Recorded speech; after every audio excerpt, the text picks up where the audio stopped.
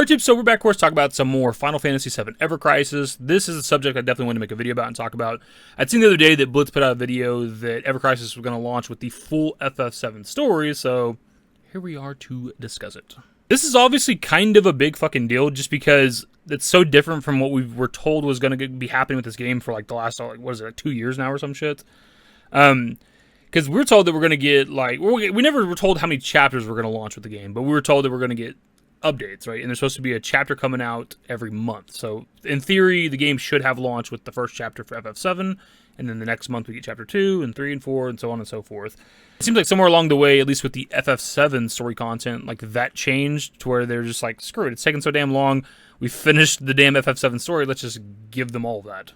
So this information comes to us from an article from RPG site. They were at Summer Games Fest, got to play the game, and also ask like the PR team questions, and apparently they just outright confirmed that the entire FF7 story will be there at launch. So we'll just read this paragraph and then discuss it.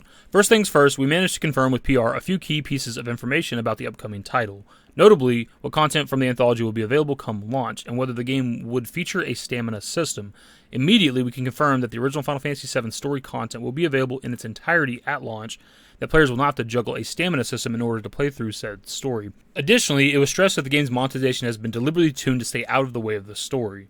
What this amounts to is, at least as we were told, additional costumes that players can dress the cast of Final Fantasy VII in as they progress through the story. So again, this is obviously kind of a big deal. It seems like a weird thing for the PR team to confirm. Like, that seems like that would be a big reveal, because this is unheard of as of right now. We just didn't know this was going to be a thing. And also, when like you search up Ever Crisis stuff, like you don't see other articles covering this from RPG sites. It's kind of strange that other people aren't picking up on it, because it's a big deal. Now, we're told some time ago that the Final Fantasy VII story should be about 10 chapters. We never got a confirmation on an exact number, but, 9 chapters, 10, 11, whatever. That's all. They're all good guesses. I believe we're also told that the Midgar section for the FF7 story should be about 3 chapters. If we think about that math really quickly, that does seem a little bit weird. Like, the Midgar segment's a decent little chunk of the FF7 story. It's like, it can be a couple of hours, and it varies on length depending on if you're like a newer player and know what you're doing, if you're trying to just kind of explore and do every little thing you can in Midgar, so there's not really a lot of exploration there, but it can be anywhere from like a couple hours up to like maybe like 5 hours-ish, but the whole FF7 story is like around the 30-hour mark or so, right? So it does seem odd, right? Like 3 chapters for Midgar, but 10 for the whole game. Like, something seems off there, and I think it's just because a lot of locations in OG FF7 just don't really offer stories, so they could cram a lot of locations into one chapter if they wanted to, but also I don't know if we're going to be visiting non-essential locations, or can we even, is there an overworld? Can we explore? Can we go like from Calm and walk our asses to Mithril and Chocobo Farm and stuff? I don't know. I don't know if we know that information yet. But also, can we go to like optional locations, right? Like the Ancient Force is one I always think of when I think of optional shit in FF7 original. Once you defeat like an ultimate weapon or whatever, and you can open up that path to Ancient Force. Like, is that even something we can go to in Ever Crisis? Like, would that even be, there's no story there. You just go there and you get like a summon materia. I think it's Typhon, right? If I'm not mistaken. I think you get like a Vincent weapon or some shit there. But I haven't done it in a while because the minigames are kind of strange in that location. But yeah, I'm like, are we going to be able to do stuff like that? I don't know. Well, I guess if I want to be accurate to FF7, the summon is called Typhoon. The other takeaways from that paragraph that we read are we won't need to use stamina to go through the story mode. There won't be like a stamina system for the story mode. I don't know if that confirms there's a lack of a stamina system at all, because that's kind of weird. Most gachas have that, so that you can't just spam and do everything. But at least for the story, there's confirmation we won't have a stamina system. So that means when we download this day one and you have the entire FF7 story, you could sit there and play the whole FF7 story if you want to. You won't have to like pause and wait for your account to get stamina back, which is interesting. Again, I don't know if that means that there's a stamina system elsewhere, like maybe potentially with the dungeons. We know there's going to be like dungeons and like the kind of harder content in the game, and that might have like a stamina system, right? A lot of people aren't into mobile games, so I'm not sure what people do or don't know, but if you're not used to like playing mobile games, like a stamina system, like we'll say like your account has 20 stamina, and it'll cost you 1 stamina or more to do certain things, like usually story content.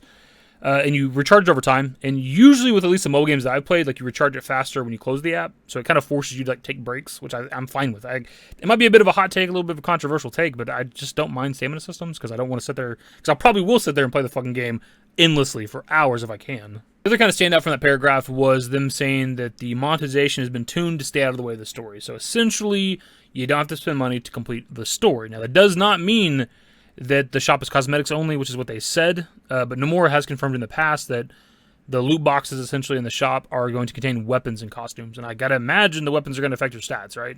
Specifically, Nomura said, the monetized element is basically loot boxes containing random weapons. Some of the special weapons also come as a set that includes new costumes that were not in the original games, adding in a new way to enjoy the story that you won't have seen before. Like, maybe they go the route of, like, some weapons or all weapons being cosmetic only, and maybe it's all based on your character stats, but, like, then what's the point of weapons, right? So I imagine that the weapons in the shop are going to affect your stats. So it's not just a cosmetic only thing. But yeah, assuming that the weapons do affect stats as they probably should, like, there will be, like, decent stuff in the shop that want to incentivize people to spend money. Obviously, this game needs to make money, otherwise it's going to fail. Like, people have, like, different opinions on this, obviously, but there's nothing wrong with the game being monetized. Like, again, they have to make money. And I know, like, the pay-to-win term gets thrown around a lot, and depending on how the weapons are handled in the shop, like, yeah, like, it could be pay-to-win, but that remains to be seen. But again, as I try to stress a lot with these videos when I talk about Ever Crisis, if it's handled correctly, that's a big, that's the term, that's the phrase, if it's handled correctly, you should be able to complete the majority of the content in this game for free. Like, as long as you can just grind and level your characters, and like, you can get, like, good shit in the stories, and you get lucky in the shop with your free tickets and gems and shit, like, you'll be able to complete the majority of the content in this game, I'm sure, without having to spend a single dollar ever. I do kind of wonder, though, with, like, the loot boxes and shit that they talk about for the game, if it's entirely randomized, or if you can spend X amount of money or currency to, like, guarantee getting a weapon and or a costume or whatever. And actually, if we want to look back at this quote really quickly and actually sort of dissect it, it's a little bit older, so I don't know if things have changed, but he's saying that the monetized element is loot boxes that contain weapons. So it seems like the monetized element is only weapons, but that there's also special weapons that come with an outfit, with costumes, right? So I don't even know if any of the monetized element at all is specifically cosmetic only. Seems like that quote from Nomura is actually kind of contradicting a bit of what RPG Site said, where it's like costumes only, because he's saying the loot boxes are weapons only, and that there's just bundles that allow you to get a costume as well. So like the costumes that you're seeing in the trailers for Ever Crisis, where characters are dressed strangely, cool but strange, like that's just like special like sets that maybe you can buy. Maybe like you buy that set, you guarantee that outfit, and maybe it's like a randomized weapon and or a guaranteed weapon. I don't know. Also, again, that quote from Nomura is a bit older. Maybe things have changed. Maybe they do have like cosmetic only things that you can buy in the shop now, loot boxes or whatever the hell, because the game's obviously changed as time's gone on. And we're getting the entire FF7 story now. That's kind of the only paragraph and information that's worth talking about from this article. They do touch on a bit that we don't have confirmation yet if you can play the game on Apple TV, which I don't have an Apple TV, so I couldn't anyways. I guess that'd be nice for some people because they don't want to play on like mobile only, and you could obviously connect a controller to your Apple TV.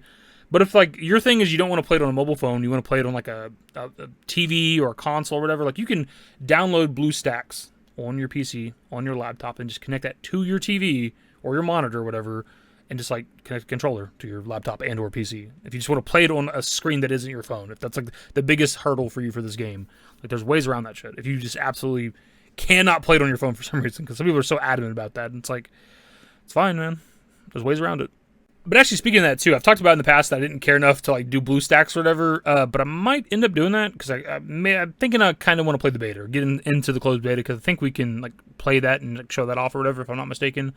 But also, if I want to cover this game at all, I don't know how else I would do it, because I have an iPhone, and I don't know how, I've never done like mobile game YouTube videos and shit, so I don't even know how I'd capture gameplay from my phone other than screen recording on my phone, but I imagine the quality wouldn't be the best, and I don't know how I'd do like microphone and talking and all that shit, because I ain't done that, so I don't know. But so we might end up just doing like BlueStacks and like playing on the PC or whatever, on the laptop, and it's like screen recording with like OBS or whatever. It'd be the easiest thing to do. I do think that'd be kind of fun to do, just kind of play through like the story for FF7 and whatever else they might have at launch too, and then just like pull videos. It's kind of like a popular thing with like mobile games and gachas where people are like, here's me spending $100, or here's me spending 100 tickets to try to pull X character, or in this case, weapon or costume or whatever. Those are kind of fun videos to do. I wouldn't mind like saving up tickets to like do like pull videos and open videos and stuff like that. It'd be kind of fun. I don't know what I'm gonna do with this game otherwise.